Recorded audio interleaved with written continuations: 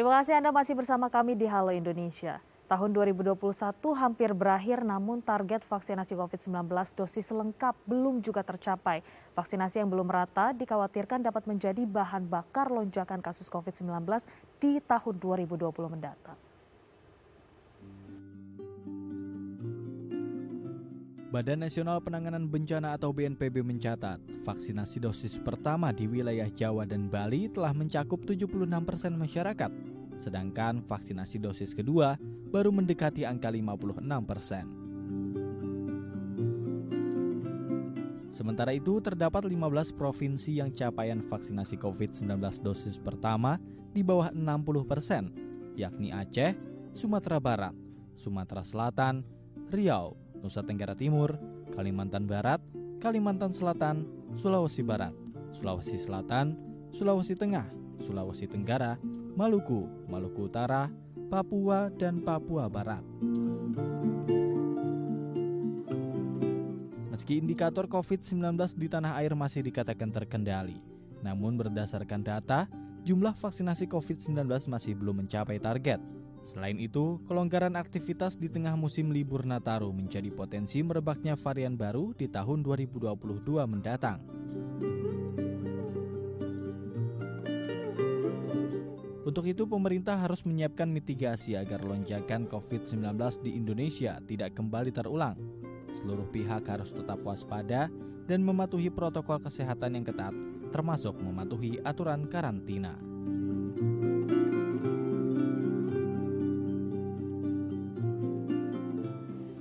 Untuk membahas lebih lanjut upaya apa yang harus dilakukan agar kesetaraan vaksinasi COVID-19 bisa terwujud dan apa strategi mitigasi lonjakan kasus COVID-19 jika pemerataan vaksinasi belum juga terlaksana dan herd immunity belum juga terbentuk memasuki tahun 2022 nanti. Kita akan langsung membahasnya bersama Bapak Diki Budiman selaku epidemiologi dari Universitas Griffith Australia. Selamat siang Pak Diki, salam sehat, apa kabar?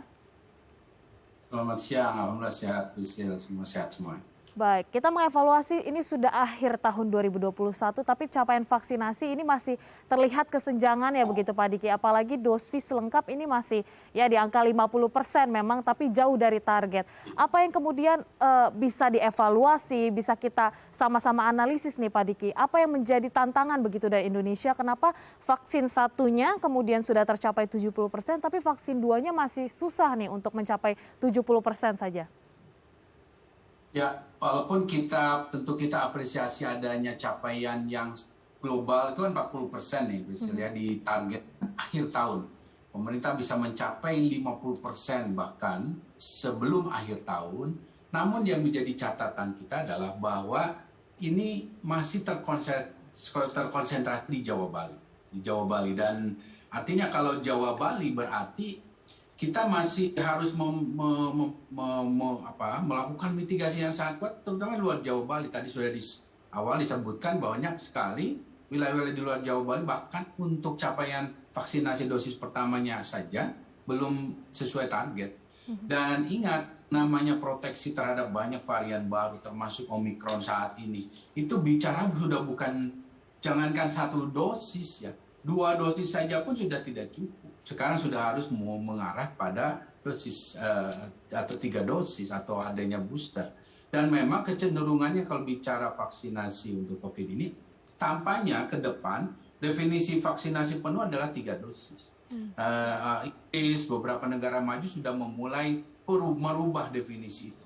Tapi kita ya tentu bukan serta-merta harus juga segera merubah, tapi artinya kita punya banyak PR nih untuk segera mempercepat, mengakselerasi capaian dosis kedua ini yang lebih merata setara di seluruh wilayah. Karena kalau tidak, ancaman yang disebut dengan ancaman infeksi berikutnya, gelombang berikut itu ada, walaupun memang tidak akan sebesar sebelumnya. Tapi ingat bahwa kita juga ini bicara memproteksi masyarakat kita untuk supaya tidak terdampak long COVID atau terdampak varian baru yang apapun itu namanya selain Omikron yang berpotensi memang akan lahir ya. Karena masih banyak negara-negara di dunia ini masih belum seberuntung kita dalam mendapat akses vaksin, terutama negara-negara miskin seperti di Afrika. Nah, ini artinya mereka akan berpotensi melahirkan juga ya termasuk sebetulnya beberapa wilayah di kita yang juga belum tervaksinasi kuat melahirkan varian baru yang lebih merugikan. Nah, itulah sebabnya vaksin menjadi sangat penting. Itu dia harapannya memang akselerasi percepatan vaksinasi apalagi dosis lengkap begitu ya Pak Diki. Namun kalau Ya, kita lihat ya, sekarang mungkin ini upaya yang harus diapresiasi juga adanya perluasan vaksinasi bagi anak begitu dari umur 6 hingga 11 tahun. ya. Kemudian yang menjadi catatan adalah upaya untuk merangkul begitu lansia yang sampai saat ini belum mendapatkan vaksin dengan lengkap.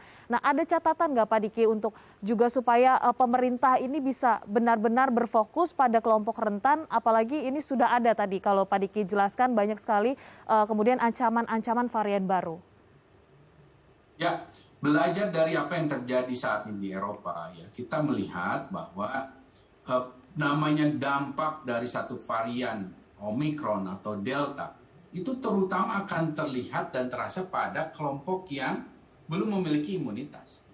Belum memiliki imunitas yaitu orang yang belum divaksin atau belum terinfeksi. Apalagi belum memiliki imunitas plus kondisinya itu berisiko tinggi. Seperti lansia, orang dengan disabilitas, ataupun komorbid dan lain sebagainya, imunosupresi misalnya. Nah ini yang membuat potensi yang terjadi sekarang disebut dengan potensi ledakan kasus dengan beban ke vaskes, ya, rumah sakit banyak, dan potensi kematian tinggi yang terjadi di Amerika terjadi, di Inggris terjadi, di Eropa terjadi.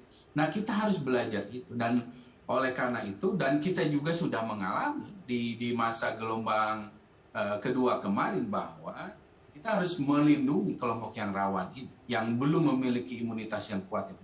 Bahkan pada kelompok lansia yang sudah divaksin lengkap sekalipun, kalau itu sudah lebih dari 6-7 bulan ya sudah waktunya untuk diberikan vaksinasi tambahan. Nah ini yang kita apresiasi pemerintah sudah mulai nih melakukan program mewacana program booster awal tahun, bahkan di bulan ini atau akhir bulan ini kita sudah melihat adanya program untuk vaksinasi pada anak. Karena apa? Sekali lagi belajar dari apa yang terjadi di Eropa ya, dan juga Amerika, itu kasus dengan Omicron terutama dan juga Delta nih. Kombinasi soalnya saat ini musuh kita ini dua nih. Jadi Omicron dan Delta, dan sangat besar kemungkinan seseorang bisa terinfeksi oleh dua itu. Jadi ya terinfeksi Omicron, ya terinfeksi Delta. Dan Delta ini sekarang punya subvarian yang kita belum bisa deteksi banyak nih, ini apa saja subvarian atau turunan dari Delta-nya sendiri yang banyak. Nah, kelompok yang harus juga memiliki proteksi adalah anak. Ya. Dan di Eropa saat ini tingkat hunian rumah sakit itu meningkat, termasuk di Afrika Selatan. Pada anak ini bebannya menjadi lebih besar karena mereka belum mendapatkan vaksinasi. Nah, inilah keputusan yang tepat dan memang sejak awal saya ingatkan pada pemerintah, kita harus berikan segera ya vaksinasi pada anak karena kan usia 6 ini sudah dapat rekomendasinya sehingga kita bisa melindungi mereka.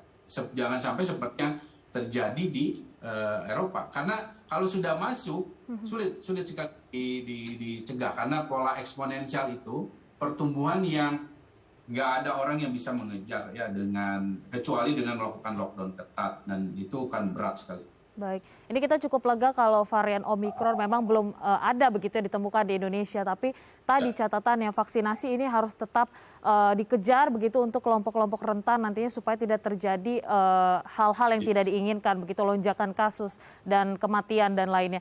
Yang menarik tadi Pak Diki, kalau Pak Diki bilang Indonesia cukup bersyukur dengan adanya akses vaksin yang mudah begitu ya dan banyak stok vaksinnya. Tapi ada beberapa hal yang juga pemerintah begitu sampaikan bahwa banyak masyarakat yang memilih-milih begitu jenis vaksin COVID-19 yang akan mereka terima. Nah, apa kemudian pola komunikasi sih yang harus dilakukan pemerintah juga supaya akhirnya semua terbangun kesadarannya kita ini punya jenis vaksin banyak, stoknya banyak, dan kita harus memanfaatkannya dengan baik nih Pak Diki.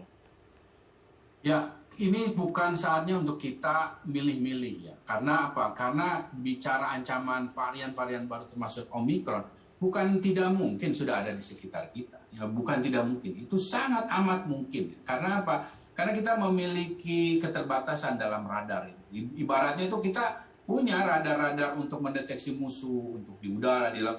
Tapi ya tetap harus ada patroli juga gitu. Patroli itu untuk melihat, memastikan ada nggak. Nah itu yang sebenarnya early detection, ada surveillance genomic dan lain sebagainya. Nah ini yang masih terbatas dilakukan, sehingga peran vaksin yang ada saat ini apapun itu menjadi penting. Karena riset menunjukkan bahwa Omicron pun tetap, yang 2 dosis ini tetap kok efektif. Tetap efektif. Tapi kalau 1 dosis ya tidak efektif, jelas, sangat jelas. Karena yang 2 dosis ini pun efektivitasnya tetap menurun, tapi tetap pada grade tertentu, leveling tertentu yang bermanfaat, sehingga bagi masyarakat apa yang ada sekarang cepat lakukan 2 dosis, kemudian jangan lupa ya bahwa namanya vaksinasi ini bukan juga senjata yang satu-satunya aja, kita harus dikombinasikan dengan 5M kita ya, ini yang nggak boleh abai. Baik, ini dia yang tadi menjadi catatan juga, selain vaksinasi ada strategi mitigasi lainnya untuk kita mencegah lonjakan kasus. Dan ini menarik, kita akan melanjutkan perbincangan kita Pak Diki usai jeda.